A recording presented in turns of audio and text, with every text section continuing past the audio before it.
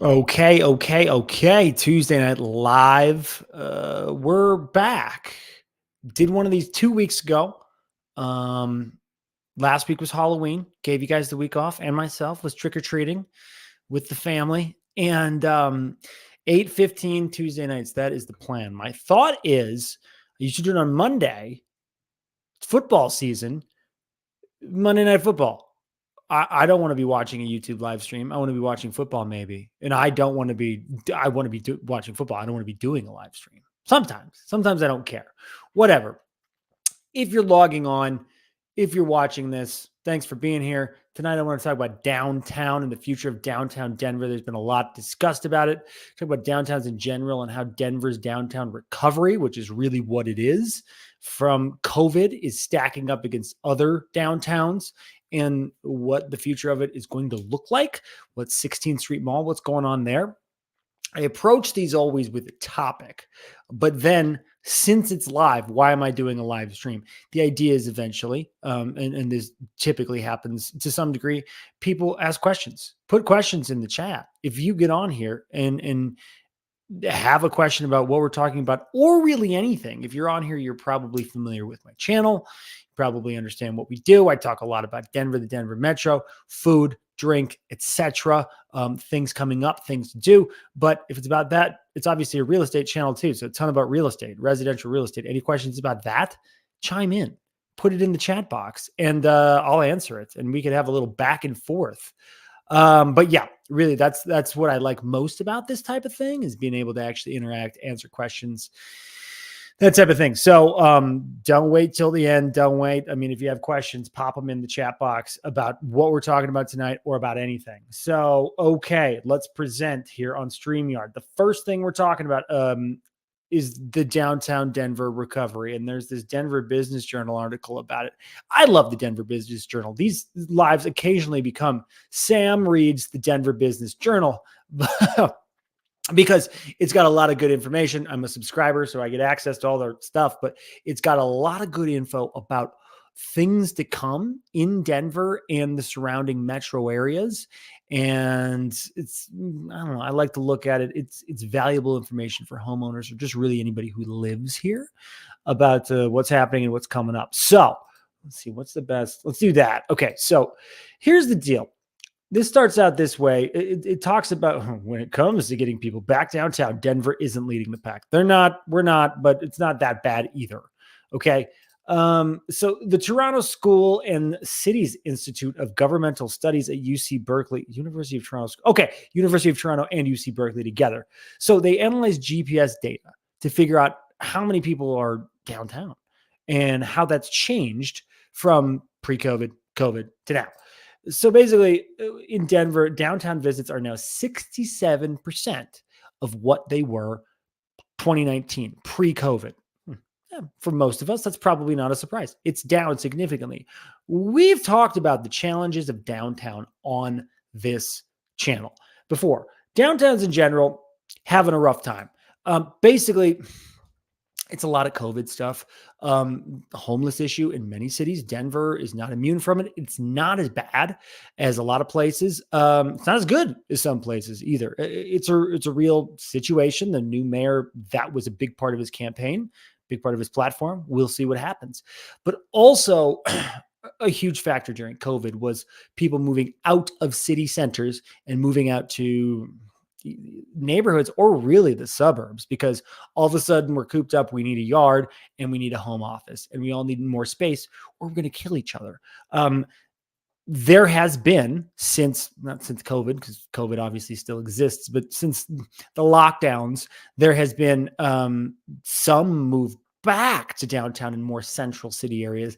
Hasn't happened as quickly as some would have hoped. Hasn't happened as quickly as I expected, I guess, because it's just surprising. And a lot of people seem to be enjoying the benefits of living a little farther out. I have said many times on this channel, when we talk about real estate, there's a lot of opportunities in Denver right now. Months of supply. That's how real estate inventory is measured right now in the Denver metro. Typically, at average, depending on where you're at, it's about 2.5 months of supply. It's still low. It's still actually a seller's market, even though it doesn't feel like it. In downtown, it's over 9 months of supply. So there are condos, there are townhomes, whatever. There are beautiful homes just sitting on the market because people aren't ready to move downtown yet. Medium term, like I said, I thought it would recover a little faster than it has, but medium term. So I don't know. Long term, what are you going to bet on? I'm personally going to bet on downtown Denver. Outside of a collapse of the city, long term, I see a recovery happening. How fast it's going to happen, I don't know. But one of the reasons, if people are at all interested in downtown urban living, because it's a specific lifestyle, I say it's worth taking a look at some of these places because they are on sale right now in downtown. And I don't believe that's going to last forever. And some people are going to make a lot of money. But so the national average is 74% going back to our downtown level. So Denver's at 67% of pre-COVID. Nationally, it's 74%. Okay, so it's a little below nationally, but it's nothing crazy. But they're talking about basically cities incentivizing their populations to get back to pre-COVID levels because it's good for the health of the city when the city center is vibrant and happening and not doesn't feel like a ghost town with homeless encampments. Honestly, it's not good. It's not the sign of a functioning, healthy society. So it's something that a lot of these cities are working on. And so this lady, Karen Chappell, they quote a lot in this article, and she's the director of this program they were talking about. There are places where specialized in finance and tech that came back because of strong entertainment sectors, education, and health. So finance and tech, a lot of the time, will continue to work from home. And that's a big part of what's going on downtown Denver, downtown everywhere, or not going on is a lot of these cities. San Jose is actually an exception, but a lot of these cities that are more tech centers, the downtown migration back to downtown is happening slower because tech sector startups, it's a work from home environment. Like they're not calling people back in the office like some industries. Okay, so there's a bunch here we don't have to go over, and we're going to get to some offshoots of this and what this means and what's happening on 16th Street and all that too. Denver continues struggles with homelessness and fewer businesses deciding to locate downtown. And it says Colorado Springs has marked a more pronounced recovery according to recent analysis. Okay, Colorado Springs visits are at 87% of pre-COVID levels. It's a lot different. It's 20% higher than we are at in Denver. So if you look at this here graph, this shows where everybody is. Las Vegas, killing it. They're doing better than they were pre-COVID. It's Vegas. It's insane. What are these people going to stay away from the Strip? I think not, unless they're talking about downtown Vegas, which is a different spot. Also a lot of fun. El Paso, Texas, Miami, Miami's at 92%, Tucson's at 91%, Phoenix 89%. Okay, and then down here, Denver, we're around Philadelphia, actually below San Francisco. No, the same as San Francisco. Surprises me because San Francisco seems to be the epicenter of downtown challenges. But what do I know? New York is below us. Detroit is below us barely. These are about the same. But then if you go all the way down, Seattle, 57%. Oh, my brethren in Minneapolis, 56%. St. Louis down at 53%. So it's it varies by downtown, but we're seeing obviously a trend nationally that cities are having a tough time getting people back downtown.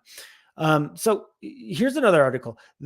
Downtown is basically incentivizing folks to do anything, to hold events, pop-ups, food trucks, anything downtown. There are grants. Applicants can be awarded between $500, which at this point, what is that going to get you? Some paper plates, or $25,000 if their event is chosen for these grants to be held downtown. They're giving people money just to do things in downtown Denver. This is how serious they're taking this revitalization and what needs to happen. And by the way, if you're logging on Tuesday Night Live, we're talking about downtown Denver. We're talking about the future and what the city's trying to do to revitalize it. We're going to be talking about 16th Street Mall.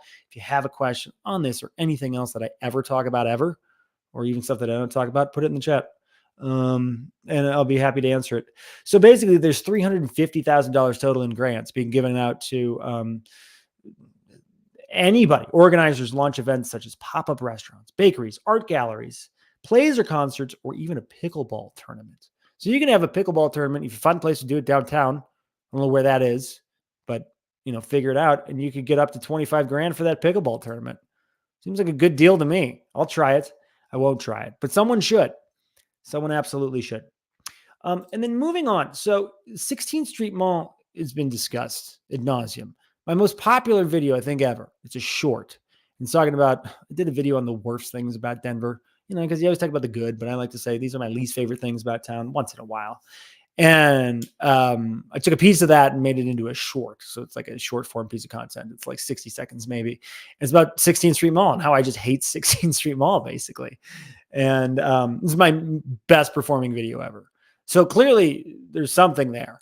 And so 16th Street Mall, I didn't like it even before it became what it is now, where like a lot of the shops are closed. They were having problems with, I don't know if it's homelessness, but it's a little dangerous, it seems. So a lot of people share this opinion. I once had a friend who went to 16th Street, who was in town for a wedding, and she like visited 16th Street. She's like, I don't know if I like Denver that much. It was her first time here. I'm like, where'd you go? She's like, the mall, the 16th Street Mall. Yeah. Oh, well, terrible idea. And I should have told you that ahead of time. So here's the deal. There's a project going on to revitalize 16th Street Mall. And they have a whole web page, whole mission statement. Great cities never stand still. We think to the future. 16th Street Mall project is our past, present, and future. It is the backbone of our city. Well, that's a problem. If 16th Street is the backbone of the city, that's an issue. But I don't think it's true. But our version of a main street and the catalyst for the great future ahead. So that's good that they're thinking about this. Basically, they're recognizing there's an issue here. 16th Street Mall kind of sucks, and we need to make it better. Market Street to Broadway. Their goal is to improve safety and mobility, address a deteriorating infrastructure, create more proper opportunities for people who live, work, and visit the Mile High City to enjoy them all for years to come. All right. So what's happening here? Listen, and construction's already going on, which if you've been down there. What's happening here? Not a ton. They're changing the configuration. They're making some sidewalks wider. They're messing with the medians and the trees. It should make it better. Is it going to all of a sudden get more businesses to open down there and get something better than the Hard Rock Cafe or whatever the hell they have? I don't think so. But this is a step in the right direction because I believe in our city and our city believes in our city. So they're trying to with this, take 16th Street Mall from a detriment and make it better. And I appreciate that. The process of this project right now, 42% complete. Estimated final cost, $172 million. We'll see. Hope they hit that. That'll be great.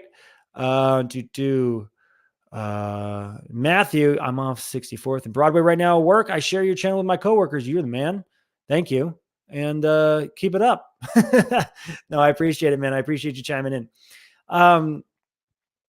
Here's another thing too. So this I just want to touch on real quick because this was going to be a big thing in residential real estate with downtown.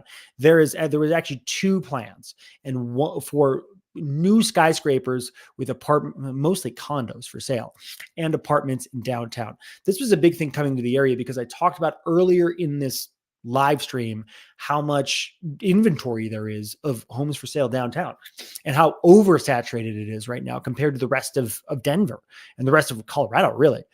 There was going to be even more. There have been plans in the works for years to build these two skyscrapers, and one in particular, this 37-story tower in downtown Denver. Recently, it was Larimer and Spear. Plans have come to a halt, and the development firm has terminated its agreement for the site. It is done. So things that were happening are not happening as much. Basically, there's the big challenge in commercial real estate downtown has been office space, because office space is completely different now than what it was in 2019. Vacancies are at like 25 to 35%.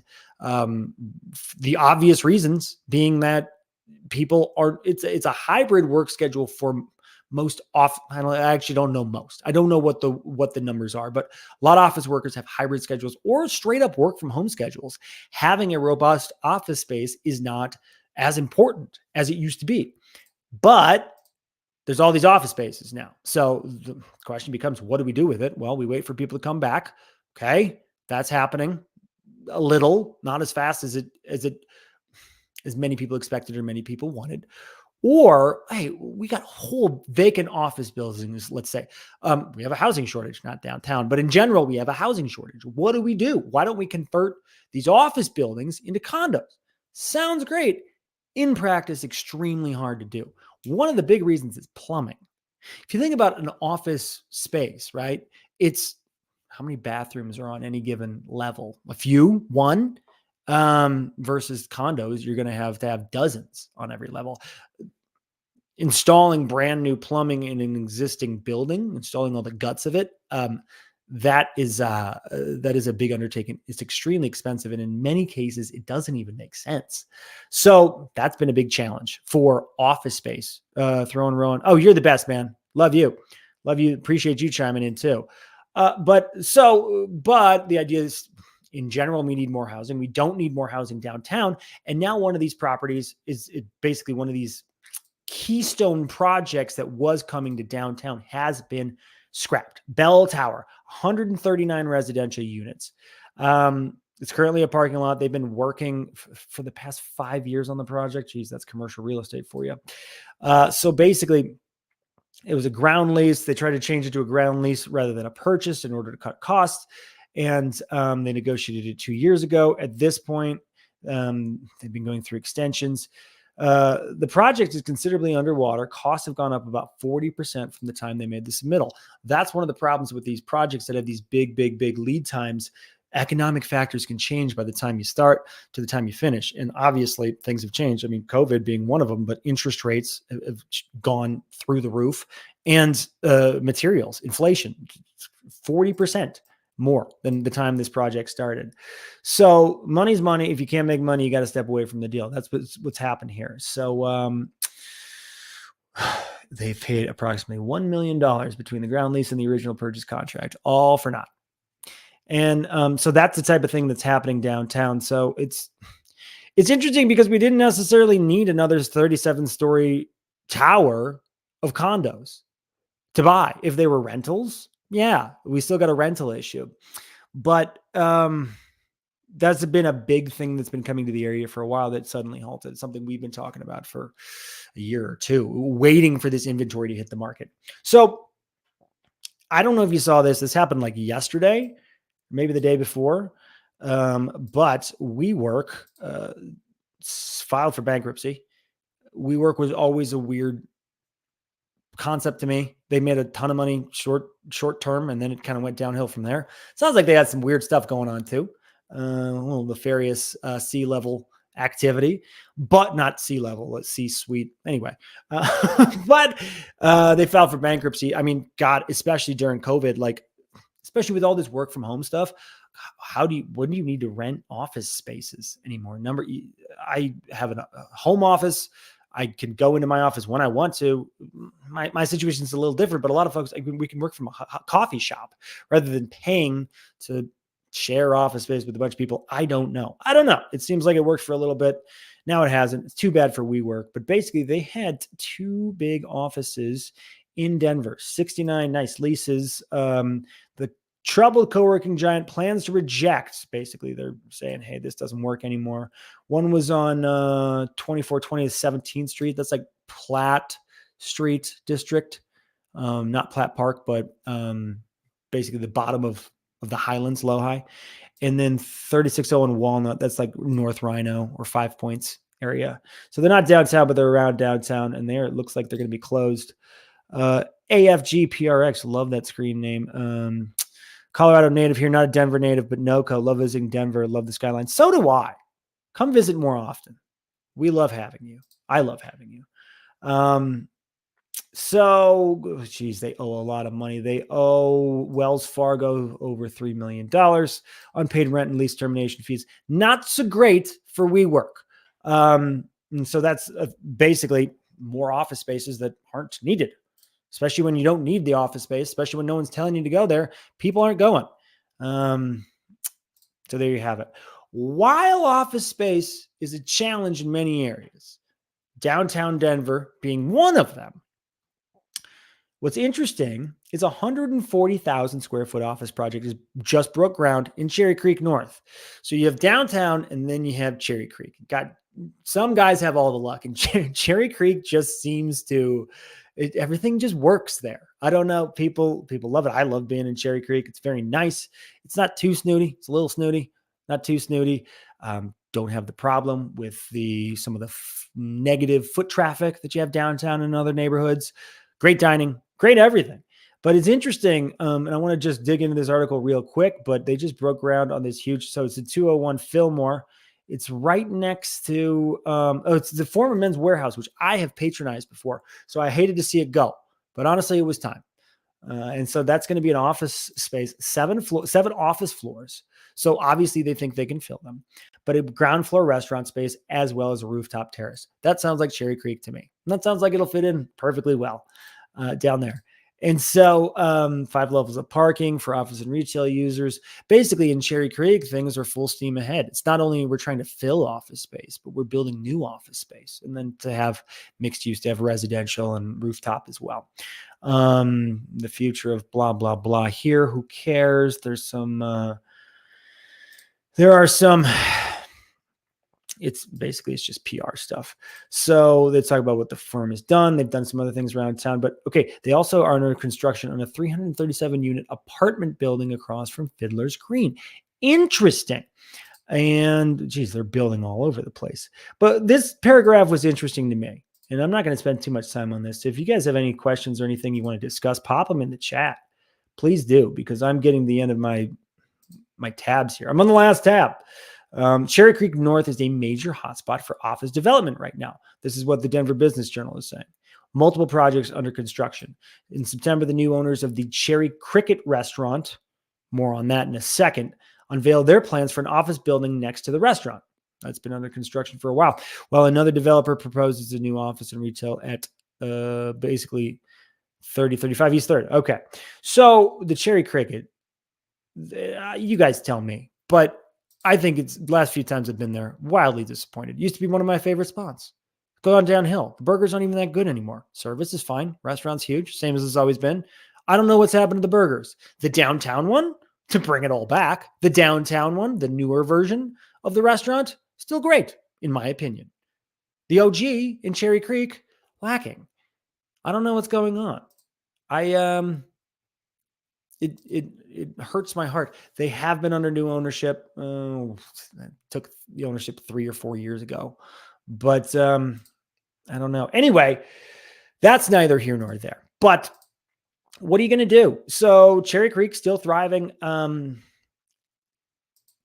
coming back. I don't know how long it's going to take. I don't know what it's going to look like. I do know that people who invest there right now, it may take a while and not everybody can, but a lot of people are going to make a lot of money and be very happy they invested now in the future. And the city's trying. I mean, they're literally giving businesses and people money to come downtown and to do stuff downtown. And that's all you can do. If giving them money doesn't help, I don't know. I don't know what will. That's it. Oh, I got to turn my little salt lamp on. I'm messing with the new studio space. I didn't turn my little salt lamp on. I'll do that next time. I'm not standing up because it would be unbecoming on a live stream. But anyway, for those of you who hopped on and for those of you who commented, familiar faces, familiar names. Love seeing you guys.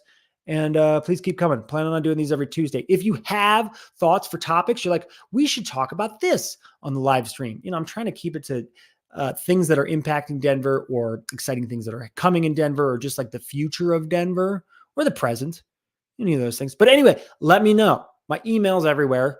Email me, comment, just comment on one of the videos. I see most all those. If they're mean, I ignore them. Sometimes I respond. That can be fun too. But that's it, guys. Thanks for hopping on with me tonight.